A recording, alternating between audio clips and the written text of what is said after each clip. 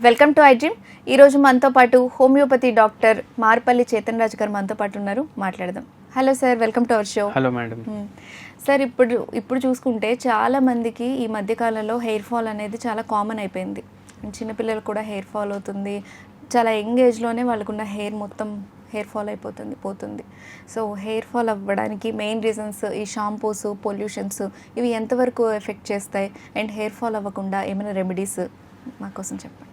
First మనం ఏం చూసుకోవాలంటే హెయిర్ ఫాల్ నార్మల్ కాదా? హెయిర్ ఫాల్ నార్మలే. ఇప్పుడు హెయిర్ ఫాల్ అందరికీ అవుతుంది, కానీ ఎప్పుడైతే అది అతిగా అవుతుంది అప్పుడు ప్రాబ్లం. ఇప్పుడు మన తలపైన లక్షల జుట్టు ఉంటుంది కదా, ఒక 100 ఉన్నాయి అనుకోండి.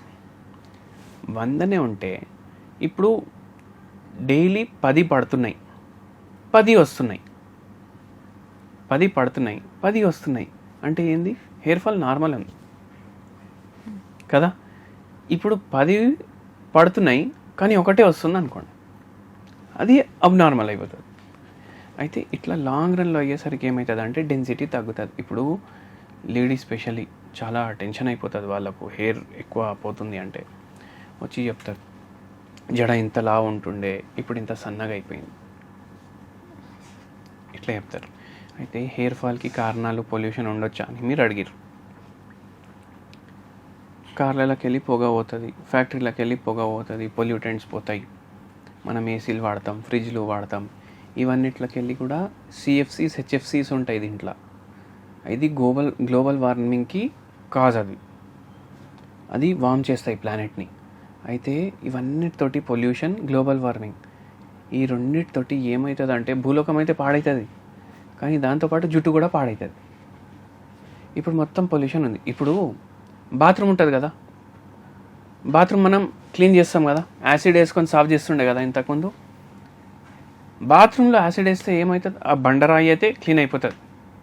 తల మీద యాసిడ్ పోస్తే జుట్టు పోతుందా కాదా? పోతుంది కదా. ఈ పొల్యూటెంట్స్ ఎప్పుడైతే అట్మాస్ఫియర్లో రిలీజ్ అవుతాయి కదా, అది పైకి పోతుంది.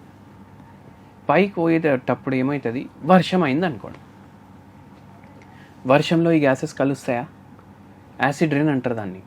సల్ఫర్ డైఆక్సైడ్ ఉండని, నైట్రోజన్ డైఆక్సైడ్ ఉండనివ్వండి, కార్బన్ మోనాక్సైడ్, ఇవన్నీ పొల్యూటెంట్స్ వర్షంలో కలిసిపోతాయి.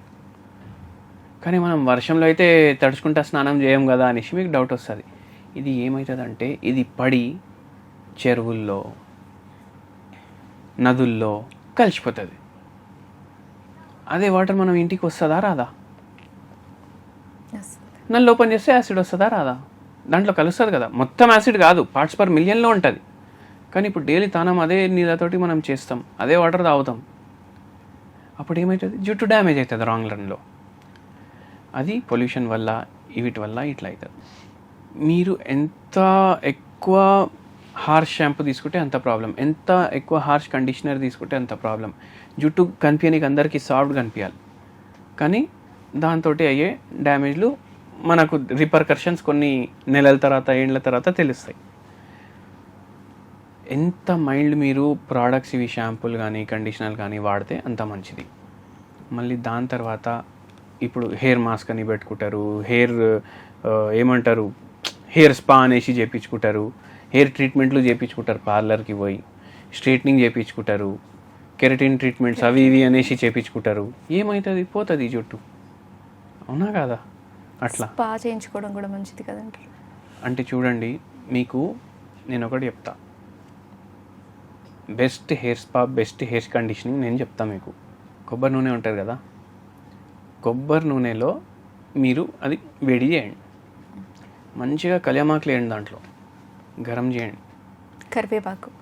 కరివేపాకు అది గరం చేయండి. మంచిగా గరం చేసి అది కొంచెం బాయిల్ అవుతుంది కదా, బంద్ చేయండి, పోయి కొద్దిసేపు వదిలేసేయండి, అది చల్లగా అవుతుంది. మొత్తం కరివేపాకు కూడా చూర చేసేయండి దాంట్లో. ఇది మీరు ఫిల్టర్ చేసి ఒక బాటిల్లో నింపుకోండి. ఓకే. రేపు మార్నింగ్ మీరు తల స్నానం చేస్తున్నారు అనుకోండి, నైట్ ఈ ఆయిల్ అప్లై చేసి పడుకోండి. ఎక్కువ హెవీ మసాజ్ చేసే అవసరం లేదు. ఇంకో తప్పు ఏం చేస్తారంటే అందరూ నూనె పెట్టి బాగా రుద్దుతారు, అట్లా చేయొద్దు. స్కిన్ కూడా డ్యామేజ్ అవుతుంది, స్కాల్ప్ కూడా డ్యామేజ్ అవుతుంది, హెయిర్ కూడా డ్యామేజ్ అవుతుంది. జస్ట్ పెట్టి వదిలేసేయండి. దాని తర్వాత next day compulsory hair wash చేసుకొని బయటికి వెళ్ళండి. అంత మంచి కండిషనింగ్ ఉండదు. హెయిర్ ఫాల్కి కూడా మంచిది అది, అంటే తగ్గిస్తుంది కొద్ది వరకు హెయిర్ ఫాల్. మళ్ళీ దాని తర్వాత మీరు ఏం చేయాలంటే బేబీ షాంపూ వాడాలి. ఏ షాంపూ అన్నా మీ ఇష్టం. బేబీ షాంపూ ఎందుకు? బేబీ షాంపూలో కెమికల్లు తక్కువ ఉంటాయి కానీ తక్కువ ఉంటాయి. ఇప్పుడు పిల్లలకి షాంపూ పెట్టినాక ర్యాష్ వస్తే కేసు వేస్తారు కంపెనీ మీద, అయితే చాలా జాగ్రత్తగా ప్రిపేర్ చేస్తారు. సో బేబీ షాంపూస్ పెద్దవాళ్ళు యూజ్ చేయొచ్చు. ఎందుకు యూజ్ చేయలేం? యూజ్ చేయొచ్చు పెద్దవాళ్ళు కూడా. అయితే ఏంటంటే దాంట్లో కెమికల్స్ తక్కువ ఉంటాయి, అవి వాడండి. ఇది నేను చెప్పినా కదా, కళ్యామాకు ఇట్లా బాయిల్ చేసి బంద్ చేసి స్టోర్ చేసి అట్లా అది పెట్టుకోండి. Hair wash 2 times to 3 times వారానికి చేయండి. కొందరు 15 రోజులకి ఒకసారి కూడా హెయిర్ వాష్ చేస్తారు. 15 రోజులు మనం బయట తిరుగుతూనే ఉంటాం ఎన్వైర్న్మెంట్లో, మొత్తం ఆ డస్ట్ పార్టికల్స్ పొల్యూటెంట్స్ అన్నీ అతుకుపోతాయి. అయితే అట్లా చేయకండి. మళ్ళీ ఎక్కువ నూనె పెట్టుకొని బయటికి వెళ్ళకండి. కొంతమంది ఎక్కువ హెడ్ బాత్ చేస్తే హెయిర్ ఫాల్ అవుతుంది అంటారు, ఇది ఎంతవరకు నిజముంది ఇందులో? మీరు వాడే షాంపూల్ని బట్టి, మీ ఉన్న వాటర్ క్వాలిటీ ఎట్లుందో దాన్ని బట్టి ఉంటుంది. మళ్ళీ ఇంకోటి చేయడం వల్ల హెయిర్ అయితే ఏం రాలిపోదు. అట్లా. సరే, ఇంకా హెయిర్ ఫాల్ తగ్గడానికి, హెయిర్ మంచిగా గ్రోత్ అవ్వడానికి ఇంట్లో ఏమైనా మనం రెమెడీస్ చేసుకోవచ్చా? మీకు ఈ కళ్యామాగ్ది చెప్పినా కదా, అదొకటి. మళ్ళీ మీరు ఎక్కువ ప్రోటీన్ రిచ్ ఫుడ్ తీసుకోవాలి. ఫిష్, చేపలు, మళ్ళీ వీక్లీ 2-3 సార్లు తీసుకోవచ్చు, నో ప్రాబ్లం. మళ్ళా మీరు ఏం చేయండి అంటే కరివేపాకు పొడి ఉంటుంది కదా, అది డైలీ ఇంక్లూడ్ చేయండి మీ డైట్లో, కరివేపాకు పొడి. మళ్ళీ దాని తర్వాత ఏంది అంటే ఆనియన్స్ మంచివి, అది ఇంక్లూడ్ చేయండి. ప్రీబయోటిక్స్ ఎక్కువ ఇంక్లూడ్ చేయండి మీ డైట్లో, ప్రోబయోటిక్స్ ఎక్కువ ఇంక్లూడ్ చేయండి, అంటే పెరుగు ఎక్కువ తీసుకోండి. మళ్ళీ దాని తర్వాత ఆనియన్స్ కానీ, కీరా కానీ, క్యారెట్ కానీ రా, అవి ఇంక్లూడ్ చేయండి. ఇవి ఇంక్లూడ్ చేయడం వల్ల మీకు హెయిర్ ఫాల్కి బెనిఫిషియల్ అవుతుంది. అట్లా హెయిర్ ఫాల్ ఎందుకు అవుతుంది, అలాగే హెయిర్ ఫాల్ అవ్వకుండా ఉండడానికి మంచి హోమ్ రెమెడీస్ అన్నీ చెప్పారు. థ్యాంక్ యూ అండి. Thank you.